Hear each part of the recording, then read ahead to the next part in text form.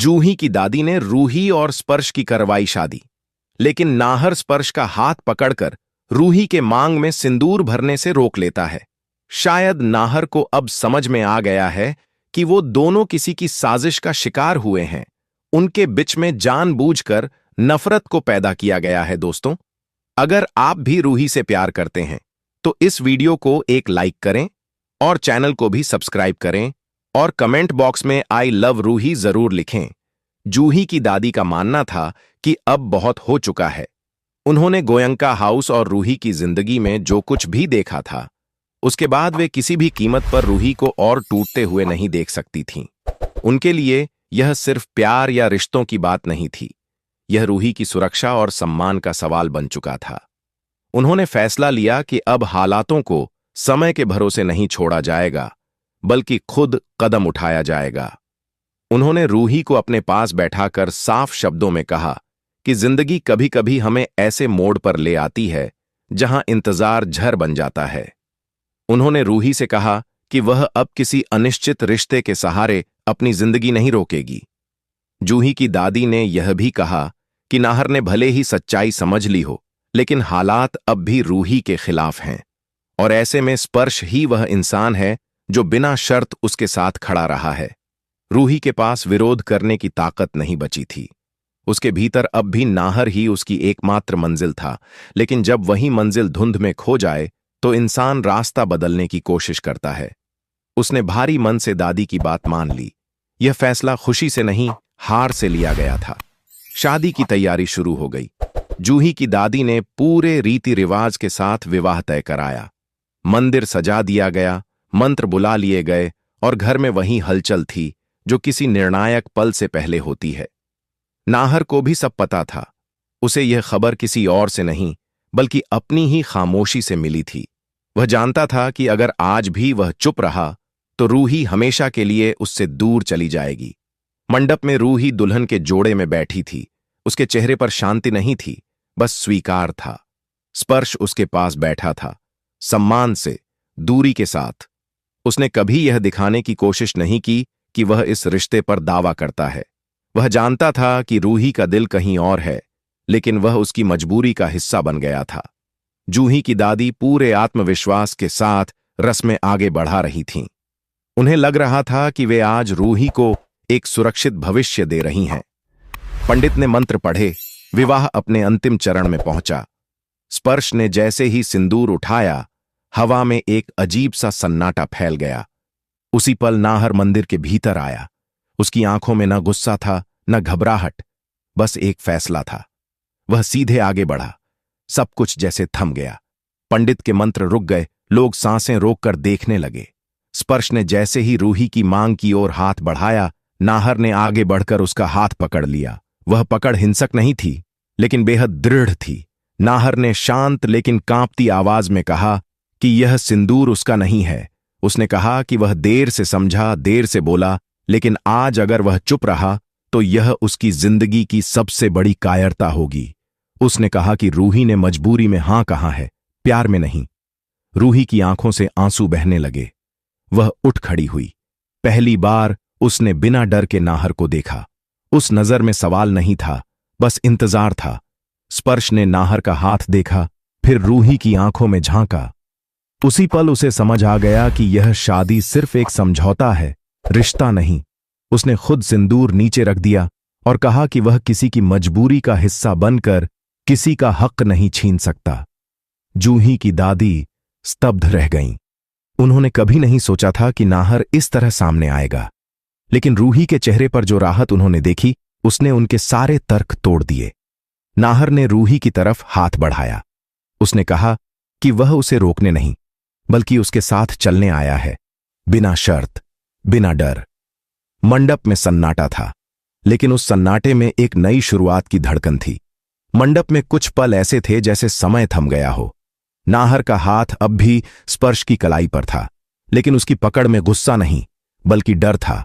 डर इस बात का कि अगर आज भी वह पीछे हटा तो रूही हमेशा के लिए उससे दूर चली जाएगी। रूही की सांसें तेज थीं।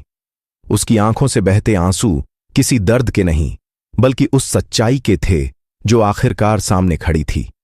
वह धीरे धीरे आगे बढ़ी और पहली बार अपनी आवाज में बिना किसी हिचक के बोली कि यह शादी उसकी पसंद नहीं, उसकी मजबूरी थी।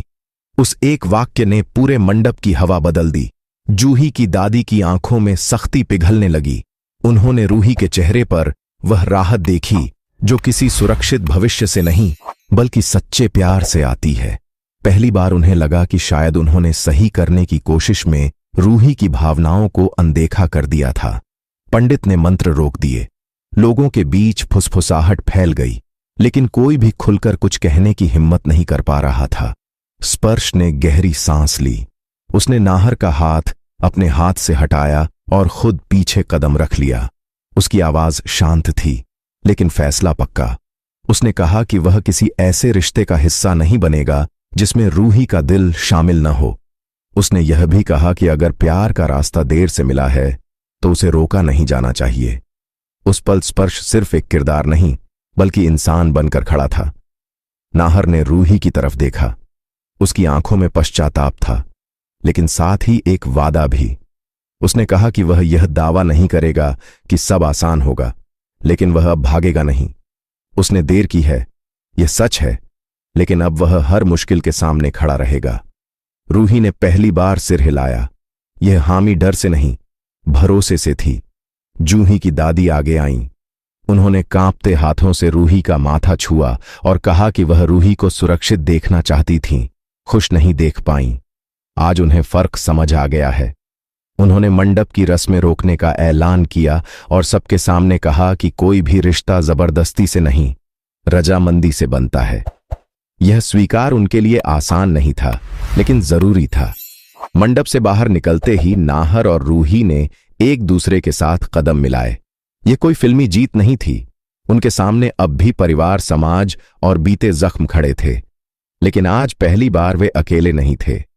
जूही उनके पीछे खड़ी थी और स्पर्श भी, एक दोस्त की तरह, गवाह की तरह।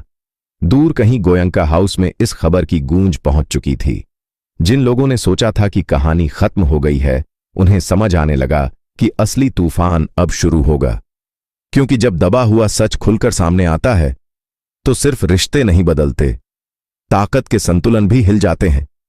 रूही ने नाहर की ओर देखकर धीरे से कहा कि उसने उसे रोक लिया, लेकिन अब आगे का रास्ता साथ चलकर ही तय होगा। नाहर ने हामी भरी। यह वादा था, बिना चिट्ठियों के, बिना साजिशों के, सिर्फ आमने सामने। मंडप से निकलते ही बाहर की हवा जैसे अचानक भारी हो गई। नाहर और रूही साथ साथ चल रहे थे, लेकिन हर कदम पर उन्हें एहसास हो रहा था कि यह रास्ता आसान नहीं होगा। जूही उनके पीछे थी। उसकी आंखों में संतोष था कि आज सच ने हार नहीं मानी। स्पर्श भी वहीं खड़ा रहा, थोड़ी दूरी पर, जैसे वह जानता हो कि इस पल में उसका आगे बढ़ना जरूरी नहीं बल्कि पीछे हटना ही सबसे बड़ा साथ है। जूही की दादी ने सबको शांत रहने का इशारा किया। उन्होंने कहा कि आज किसी को दोष देने से ज्यादा जरूरी है यह समझना कि एक लड़की की जिंदगी कोई समझौता नहीं होती। उनके शब्दों में अब हुक्म नहीं, अनुभव बोल रहा था। कुछ रिश्तेदार नाराज थे, कुछ हैरान, लेकिन किसी के पास खुलकर विरोध करने की ताकत नहीं थी, क्योंकि रूही के चेहरे पर पहली बार सुकून साफ दिख रहा था। रूही ने थोड़ी हिम्मत जुटाकर कहा कि वह किसी से लड़ने नहीं आई है। उसने बस इतना कहा कि उसने बहुत समय दूसरों के फैसलों में जी लिया, अब वह अपनी जिंदगी खुद चुनना चाहती है। उसकी आवाज कांप रही थी, लेकिन शब्द मजबूत थे। नाहर ने उसका हाथ थाम लिया। यह इशारा नहीं, वादा था कि वह अब पीछे नहीं हटेगा। स्पर्श ने आगे बढ़कर कहा कि वह रूही और नाहर के फैसले का सम्मान करता है। उसने यह भी माना कि शायद उसकी मौजूदगी ने कई बार हालात को और उलझाया, लेकिन उसका इरादा कभी किसी का हक छीनना नहीं था। उसने रूही से कहा कि वह उसकी खुशियों के रास्ते में कभी नहीं आएगा। रूही की आंखें नम हो गईं। इस सम्मान में भी एक तरह का अपनापन था। उसी वक्त गोयंका हाउस से फोन आया। खबर थी कि दादी की तबीयत अचानक बिगड़ गई है। यह खबर सुनते ही माहौल फिर बदल गया। नाहर और रूही ने एक दूसरे की तरफ देखा। दोनों समझ रहे थे कि जो फैसला उन्होंने लिया है उसका असर अब सीधे गोयंका हाउस पर पड़ने वाला है। फिर भी उन्होंने तय किया कि वे भागेंगे नहीं, बल्कि सामने जाकर हर बात साफ करेंगे। अस्पताल के बाहर वही पुरानी खामोशी थी, लेकिन इस बार उसमें डर से ज्यादा सवाल थे। दादी ने रूही को देखते ही उसकी तरफ हाथ बढ़ाया। उनकी आंखों में गुस्सा नहीं था, सिर्फ थकान थी। उन्होंने धीरे से कहा कि उन्होंने बहुत देर तक रिश्तों को अपनी शर्तों पर चलाया और आज उसका नतीजा सामने खड़ा है। नाहर ने पहली बार दादी से बिना झुके, बिना डर के बात की। उसने कहा कि प्यार को रोककर घर नहीं बचता, बल्कि घर टूटता है। उसने यह भी कहा कि अगर रूही को आज रोका गया तो कल वह खुद को माफ नहीं कर पाएगा। दादी चुप रहीं, लेकिन उनकी खामोशी अब विरोध नहीं थी। रूही ने दादी का हाथ पकड़ा और कहा कि वह घर तोड़ना नहीं चाहती, बस सच के साथ जीना चाहती है। उसने कहा कि अगर उसे फिर से चुनना है तो इस बार बिना दबाव, बिना मजबूरी के चुनेगी। दादी की आंखों से आंसू निकल आए। शायद पहली बार उन्हें एहसास हुआ कि जिस लड़की को वे कमजोर समझती थीं, वही सबसे ज्यादा मजबूत बनकर खड़ी है। अस्पताल के गलियारे में खड़े लोग समझ रहे थे कि यह सिर्फ एक रिश्ते की बात नहीं है, बल्कि पीढ़ियों के बीच टकराव है, पुराने डर और नए साहस के बीच। नाहर और रूही एक साथ खड़े थे और यही इस कहानी का सबसे बड़ा मोड़ था। मन सुंदर की कहानी अब उस पड़ाव पर पहुंच चुकी थी जहां सवाल सिर्फ यह नहीं था कि रूही किसके साथ रहेगी, बल्कि यह था कि क्या गोयंका हाउस भी बदल पाएगा। और इस सवाल का जवाब आने वाले दिनों में हर किरदार को खुद देना होगा।